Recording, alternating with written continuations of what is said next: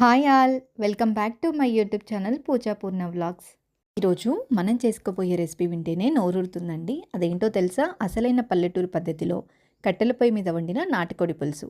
ఈరోజు మన వీడియోలో ఎక్కడా మసాలా తగ్గకుండా పక్కా పల్లెటూరు స్టైల్లో ఘాటుగా రుచిగా ఎలా వండాలో స్టెప్ బై స్టెప్ నేను మీకు చూపిస్తాను.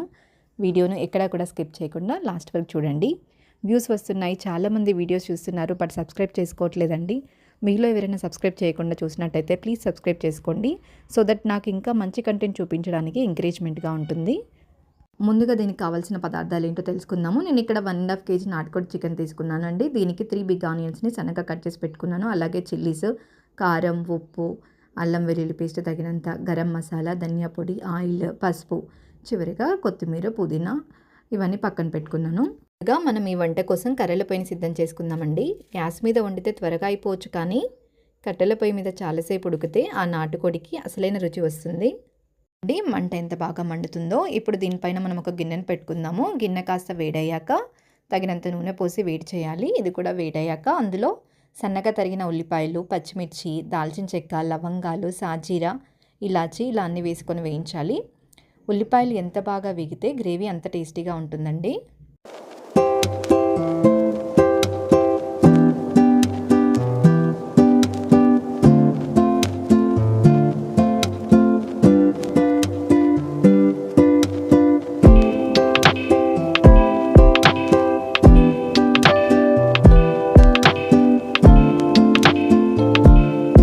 అన్నీ కూడా బాగా ఫ్రై అయ్యాక ఇప్పుడు మనం తగినంత అల్లం వెల్లుల్లి పేస్ట్ వేసుకోవాలండి.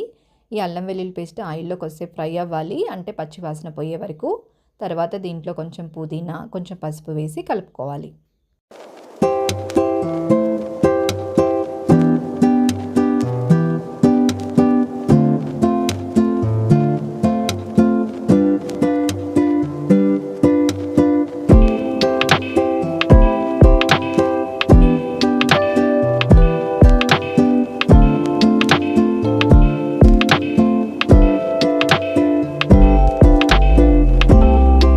ఇప్పుడు ఇందులో నాటుకోడి ముక్కల్ని వేద్దామండి. నాటుకోడి ముక్క కొంచెం గట్టిగా ఉంటుంది, అందుకే కట్టెల పొయ్యి మీద మగ్గితేనే అది సాఫ్ట్గా తయారవుతుంది. ఇలా కాసేపు చికెన్ అంతా కూడా ఆయిల్లో ఫ్రై అవ్వాలండి. ఒక 10 minutes వరకు ఇలా బాగా కలుపుకోవాలి ఒకసారి. ఇవన్నీ కూడా అంటే అల్లం వెల్లుల్లి పేస్ట్, ఇదంతా మసాలా ఇదన్నీ బాగా పట్టేలాగా ఒకసారి కలుపుకుందాము. బాగా కలుపుకొని మూత పెట్టేసి ఒక 10 minutes అలా వదిలేసేయాలి.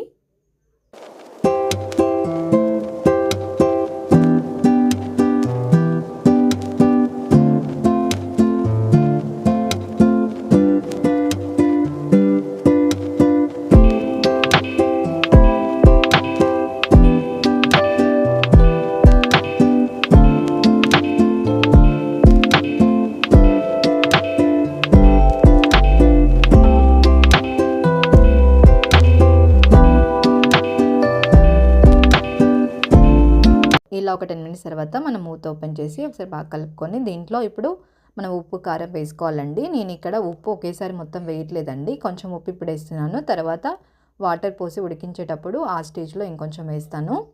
సో మీకు ఎంతైతే కారం పడుతుంది, మీరు ఎక్కువ కారం స్పైస్ తినే వాళ్ళు ఉంటే కొంచెం ఎక్కువ కారం వేసుకోండి. నాటుకోడి కర్రీలో కొంచెం కారం ఎక్కువగా ఉంటేనే కర్రీ టేస్ట్ అనేది బాగుంటుందండి. సో ఇలా ఇవన్నీ వేసాక బాగా కలుపుకోవాలి. చికెన్కి కారం, ఉప్పు పట్టే వరకు కొద్దిసేపు ఫ్రై అవ్వాలి. గిన్నె పైన మూత పెట్టి ఒక 5 minutes ఇలా ఫ్రై అవ్వనివ్వాలండి ఆయిల్లో. సో మరీ ఎక్కువసేపు ఉంచకూడదు, ఎందుకంటే కారం వేసాక ఎక్కువసేపు ఉంచితే కర్రీ అడుగంటుతుంది. సో అలా కాకుండా జస్ట్ ఒక 5 minutes ఉంచి ఆఫ్టర్ దట్ 5 minutes తర్వాత ఇప్పుడు మనం మూత ఓపెన్ చేసి ఇప్పుడు మనం దీంట్లోకి తగినన్ని వాటర్ పోయాలి. ఇలా వాటర్ పోసాక మరుగుతున్నప్పుడు దీంట్లో కొంచెం సాల్ట్ వేసుకోవాలండి. కొంచెం సాల్ట్, అలాగే ధనియా పౌడర్ కూడా వేసుకోవాలి. ఇది నాటుకోడి చాలా గట్టిగా ఉంటుంది, ఉడకడానికి టైం పడుతుంది, కాబట్టి దీంట్లో కొంచెం ఎక్కువ వాటరే పడతాయి.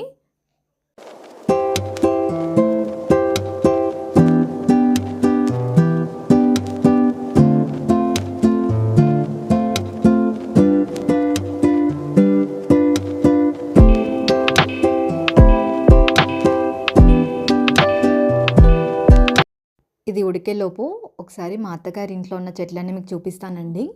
మా మామయ్య గారికి చెట్లు అంటే చాలా ఇష్టం, కాబట్టి చెట్లను బాగా పెంచుతారు.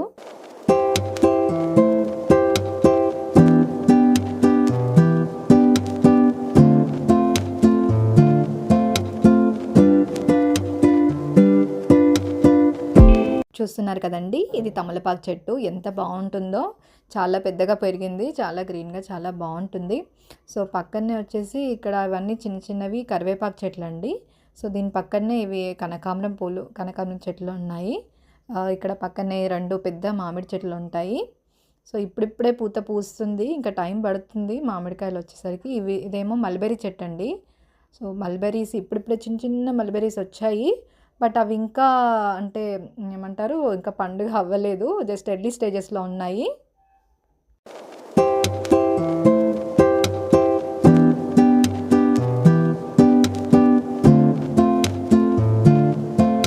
చూడండి మామిడి చెట్లకైతే ఇప్పుడిప్పుడే కొంచెం కొంచెం పూత పూస్తుంది. సో ఇక్కడ చాలా కోతులు ఉంటాయి, కోతులు ఉండనివ్వట్లేదు, బాగా ఎగురుతున్నాయి. ఇక్కడ పక్కన వచ్చేసరికి ఇవి బెండకాయ చెట్లు ఉండేయండి ఇంతకుముందు. అంటే ఇప్పుడు అవి కాసి ఆ స్టేజ్ అయిపోయింది, బెండకాయలు వచ్చేసాయి. సో ఇక్కడ ఇవేమో రోజ్ ఫ్లవర్ చెట్లు, అంటే 2 టైప్స్ ఆఫ్ రోజెస్ ఉన్నాయి. ఒకటి ఆరెంజ్ కలర్ ఉంది, ఇంకో చూడండి ఇది ఉంది. మధ్యలో వచ్చేసరికి అది వామ చెట్టు, వాము. ఇవి చిన్న చిన్న మల్లెపూలు, రిక్క మల్లెనా ఏమంటారు మీకు తెలిస్తే కామెంట్లో పెట్టండి. ఇక్కడ వచ్చేసరికి 2 కొబ్బరి చెట్లు ఉన్నాయండి. దాని పక్కనే నిమ్మ చెట్టు ఉంది. నిమ్మ చెట్టు పక్కన ఇక్కడ సీతాఫల చెట్లు ఉన్నాయి. అఫ్కోర్స్ ఇప్పుడు సీతాఫల సీజన్ అయిపోయింది, బట్ ఇక్కడైతే కాయలు ఉన్నాయి, జస్ట్ 2 కాయలు. అవి ఇంకా ఏంటి స్టార్టింగ్ స్టేజ్లోనే ఉన్నాయి.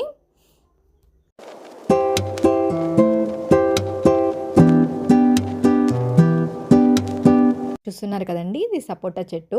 చెట్టు నిండా సపోటాలు ఉన్నాయండి, చాలా బాగున్నాయి.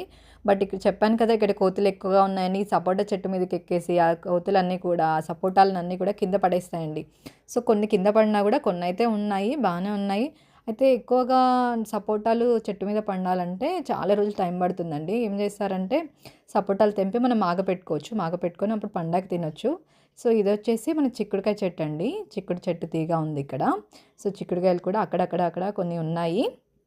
సో దీని పక్కనే మనకి ఇక్కడ కూడా కొన్ని కనకాంబరం చెట్లు పెట్టారు, అలాగే పసుపు చెట్లు ఇలా ఉన్నాయి. ఇంకా ముందు కూడా నిమ్మకాయ చెట్టు ఉంది, ఇంకా గోరింటాకు చెట్టు ఉంది. సో